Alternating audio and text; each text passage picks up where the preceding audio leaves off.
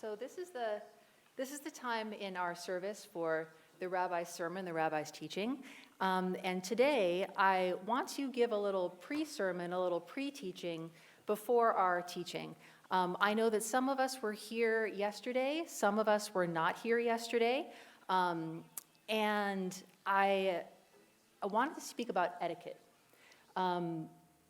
I have actually, and I was mentioning this earlier in the service to those who were here very, very early, I've been the senior rabbi here since the beginning of July, and very shortly, I would say not even mid-July, I'd say between the beginning of July and the middle of July, I started to receive feedback from a number of different people about various issues related to etiquette during our services.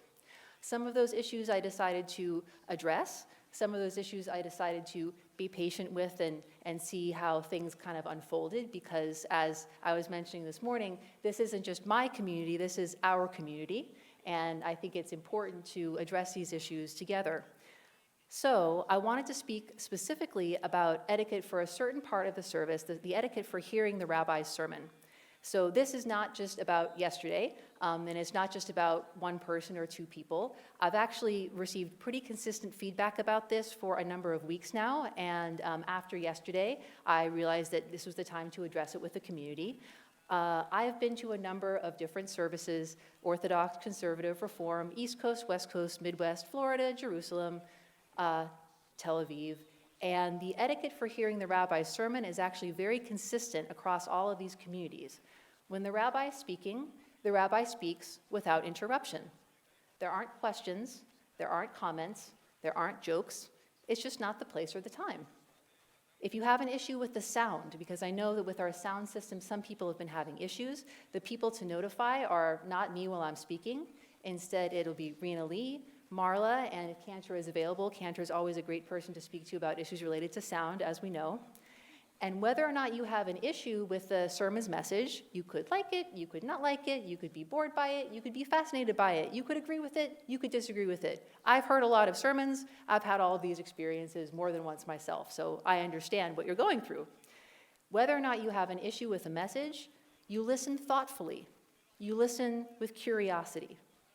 And when the sermon is over, there are no jokes, there are no feedback, comments. That's just not the time or the place. It's not like the sermon is over and the message goes without response. Of course not. We don't want that. But we don't respond to the sermon until Kiddush. That's part of the point of Kiddush. I mean, everyone loves a good nosh, a little chaim, whatever, some time to talk. But the Kiddush is an important time to engage with the sermon. And we want to do that hopefully throughout the week if it's a good sermon, right? Hopefully throughout the year if it's a good high holiday sermon, but not during the service. It's just not the time or the place. I assume that people are wondering now, well, what if individuals in our community can't abide by this etiquette? Well, here's what will happen. I'm not going to embarrass or shame anyone from the Bima. It's not my style, and I don't think it's appropriate.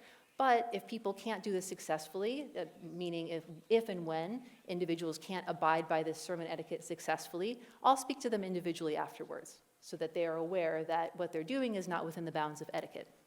So hopefully with this, we can move on to our teaching for today, because I actually am very excited to teach what I'm about to teach today. It's about the Haftarah.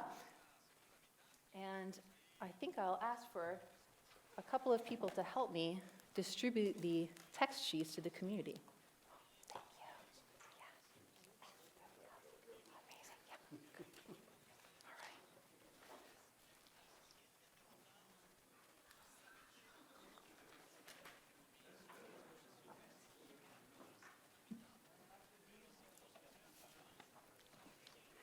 All right. All right, so we're going to study our Haftarah.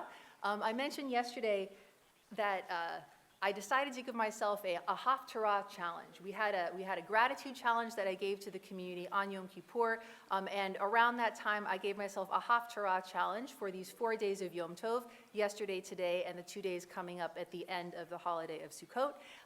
And I gave this challenge to myself because usually with the Haftarah, I don't do that deep of a dive into it. I say, okay, I know this is important, There's other stuff in the service too, and so at this time of year, and this particular year, I wanted to dive a little bit more deeply, and I hope we can all enjoy this learning together. So fun fact, this is something that I learned from the JPS Bible Commentary, which is not a book that we have in our sanctuary, it's a book that I have in my library at home, that this Haftarah is almost the same as the Haftarah for Parashat Pekudei, which is read in the Ashkenazic tradition. The Sephardic tradition has a different Haftarah for that parasha, but it's almost the same as Haftarah for Parashat Pekudei for Ashkenazim. And Parashat Pekudei is the last parsha in the book of Exodus. So I was reviewing this a little bit more yesterday and wanted to share with us now that Parashat Pekudei talks about the tabernacle. When the Israelites left Egypt and built the traveling sanctuary to connect with God in this traveling sanctuary, and the Haftarah for Parashat Pekudei connects the tabernacle, this traveling sanctuary, to the holy temple, the permanent sanctuary in ancient Jerusalem. So connecting traveling sanctuary to permanent sanctuary.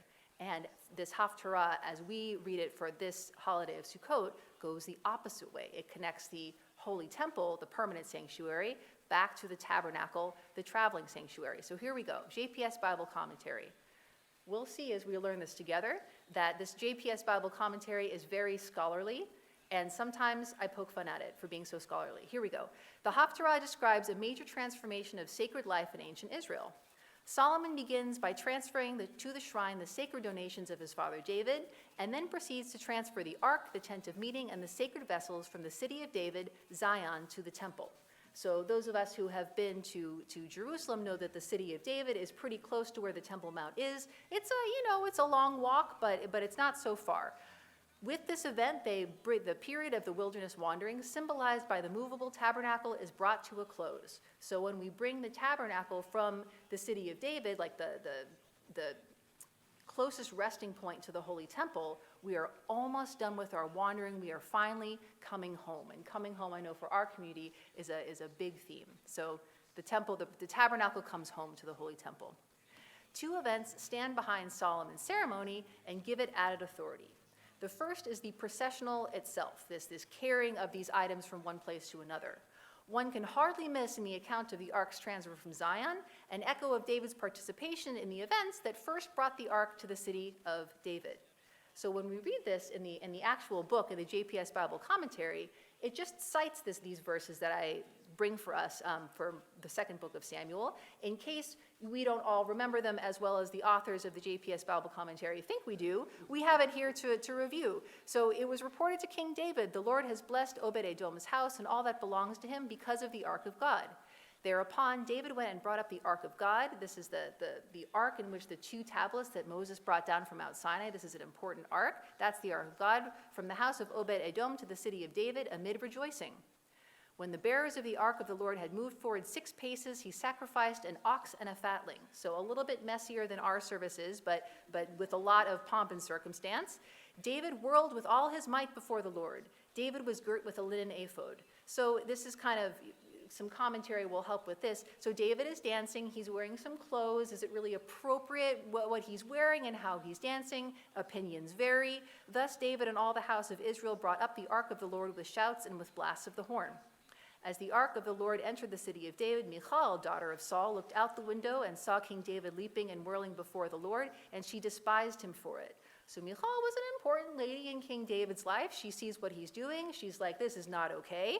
But he keeps going anyway. They brought in the ark of the Lord and set it up in its place inside the tent which David had pitched for it.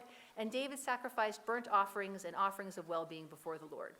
When David finished sacrificing the burnt offerings and the offerings of well-being, he blessed the people in the name of the Lord of hosts. And I love this part because snacks are great. And he distributed among all the people, the entire multitude of Israel, man and woman alike, to each a loaf of bread, a cake made in a pan, and a raisin cake. Then all the people left for their homes. So this processional, taking these sacred items from one place to another, with all this ceremony, with all the special foods, this is not echoing exactly, but very much parallel to the text of our Haftarah. So we'll continue on the back. So this whole interlude was about explaining the processional. The processional was one of 2 things that gave Solomon's ceremony added authority. And the other, we're at the back of the top of the second page, the other takes us back to the construction of the ark in Moses' day. According to the report in Parashat Pekudei, at the end of the great labor, the cloud covered the tent of meeting, and the presence of the Lord filled the tabernacle. So there's a connection between the cloud and the presence of God. By this event, it was clear that God accepted the work of human hands as a fit place for God's dwelling. Our Haftarah alludes to this occurrence in the announcement that after the ark was deposited in the Holy of Holies, the cloud had filled the house of the Lord, for the presence of the Lord filled the house of the Lord. So we have this connection between the holy temple, the tabernacle, which is the thing that gets moved into the holy temple, and in the tabernacle there were these special clouds that were the presence of God. Okay, back to our very scholarly JPS Bible commentary. Clear intertextual allusions reinforce the link between the shrines, tabernacle, the traveling one, and the holy temple, the permanent one. For example, we are informed that after Solomon completed the temple and had the ark carried into the Holy of Holies and set upon its poles, when the ark finally comes to its special resting place, the cloud, again with the cloud, the presence of God, filled the house of the Lord, and the priests were not able to remain because of the clouds. For the presence of the Lord filled the house of the Lord. There was too much cloud. They couldn't see. There wasn't room. They had to leave the Holy of Holies because there was too much cloud. There was too much holiness. The image of the cloud in the shrine is thus a sign of God's abundant presence. Ancient prophecy builds on this theme in its visions of the New Jerusalem. In days to come, said the prophet Isaiah, the Lord will create over the whole shrine and meeting place of Mount Zion cloud by day and smoke with a glow of flaming fire by night. Indeed, over all the glory shall hang a canopy, which shall serve as a sukkah, for shade from heat by day and as a shelter for protection against drenching rain. So we have this idea of the cloud is a canopy, and the cloud is a canopy as a sukkah. And the sukkah is God's presence connecting us to this holiday. Such an eschatological image of hope projects the typology of the shrine into the future, giving a proleptic dimension to the booths built by Jews on Sukkot. And I needed a glossary, so I thought that some of you would appreciate that. The main thing here is the cloud is connecting us to God's presence, is connecting us to our Sukkah. Now, this last paragraph is from our Eitz Chaim, which we have here in the sanctuary. And I feel like this is a little, now that we've gone into the scholarly weeds, this is a great summary that is a little bit more readable. The image of the cloud in the shrine is a sign of God's abundant presence. It draws on old themes of providential guidance, recalling the cloud and the fire that attended the Israelites in the wilderness by day and by night. But it also integrates that image of nomadic movement with another figure of divine presence and protection. In that figure, God's presence in the shrine overarches the city as a sukkah, providing shade and shelter for all. Thus, the imagery of divine indwelling in Solomon's shrine is raised to a new level, giving the blessing of God's permanent presence on earth. And so when we go today to our sukkah, and hopefully we have some discussion about this learning in our sukkah, may we feel God's presence and may we feel God's shelter. Chag Sameach.